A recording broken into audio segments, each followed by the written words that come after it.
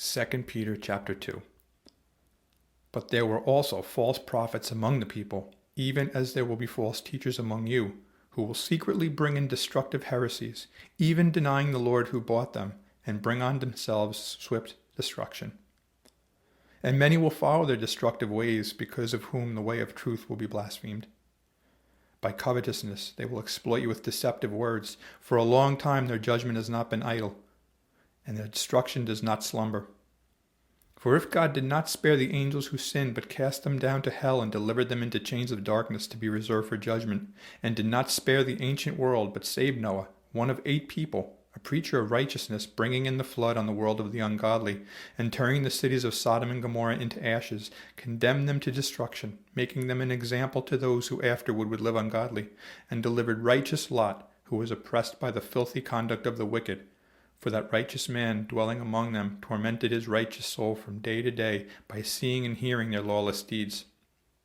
Then the Lord knows how to deliver the godly out of temptations, and to reserve the unjust under punishment for the day of judgment, and especially those who walk according to the flesh in the lust of uncleanness and despise authority.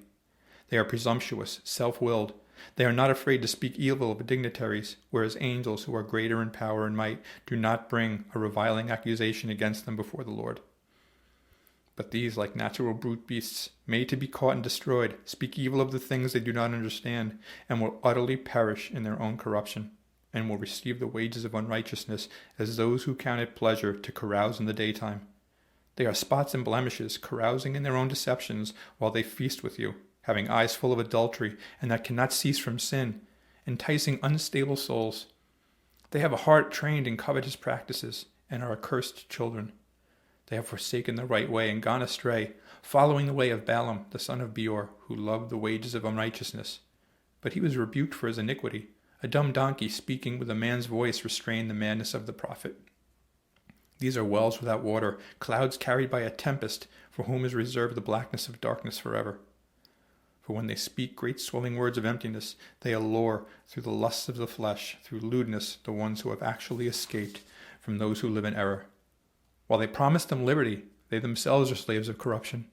For by whom a person is overcome, by him also he is brought into bondage. For if, after they have escaped the pollutions of the world through the knowledge of the Lord and Savior Jesus Christ, they are again entangled in them and overcome, the latter end is worse for them than the beginning.